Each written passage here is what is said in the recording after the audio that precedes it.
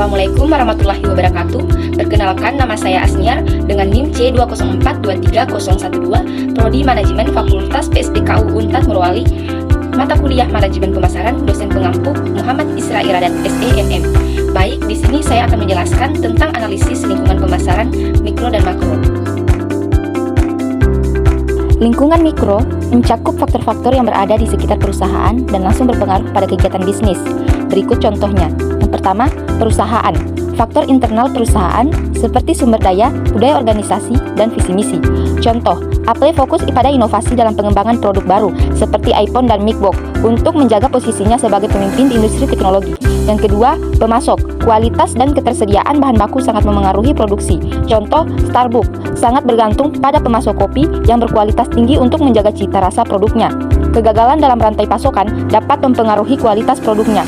Yang ketiga, perantara, termasuk distributor, pengecer, dan agen yang membantu menyalurkan produk ke konsumen. Contohnya, Unilever menggunakan jaringan supermarket besar seperti Carrefour untuk mendistribusikan produk seperti sabun dan makanan. Yang keempat, pelanggan, target pasar yang menjadi fokus bisnis. Contohnya, Nike menargetkan segmen pasar atlet dan pecinta olahraga dengan menawarkan produk yang berfokus pada performa dan gaya. Yang kelima, pesaing. Perusahaan harus memperhatikan tindakan pesaing dan melakukan analisis kompetitor. Contohnya, persaingan ketat antara Coca-Cola dan Pepsi yang selalu berlomba-lomba dalam inovasi dan promosi produk untuk memperebutkan pangsa pasar. Yang keenam, publik.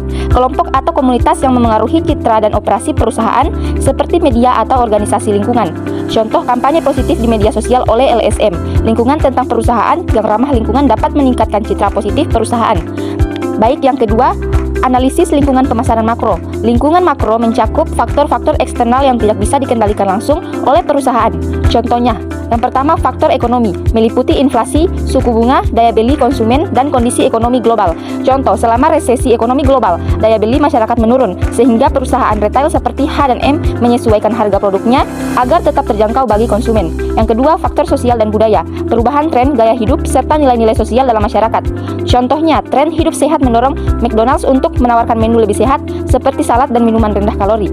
Yang ketiga, faktor teknologi, inovasi teknologi yang memengaruhi cara produk dibuat, dipasarkan atau dijual. Contoh, perkembangan teknologi e-commerce membuat perusahaan retail seperti Zara membuka platform belanja online untuk memenuhi kebutuhan pelanggan yang lebih memilih belanja daring. Yang keempat, faktor politik dan hukum, kebijakan pemerintah, peraturan perdagangan, pajak, dan stabilitas politik.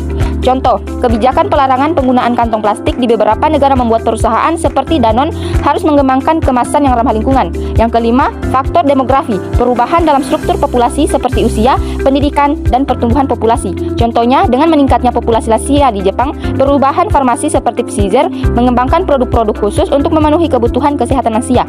Yang keenam, faktor lingkungan alam, melibatkan kelangkaan sumber daya alam, perubahan iklim, dan isu lingkungan lainnya. Contohnya, kesadaran masyarakat akan dampak perubahan iklim mendorong Tesla untuk meningkatkan produksi kendaraan listrik yang ramah lingkungan. Kesimpulannya yaitu, analisis lingkungan mikro dan makro membantu perusahaan dalam merumuskan strategi yang tepat agar dapat beradaptasi dan merespon perubahan yang terjadi di pasar. Sekian.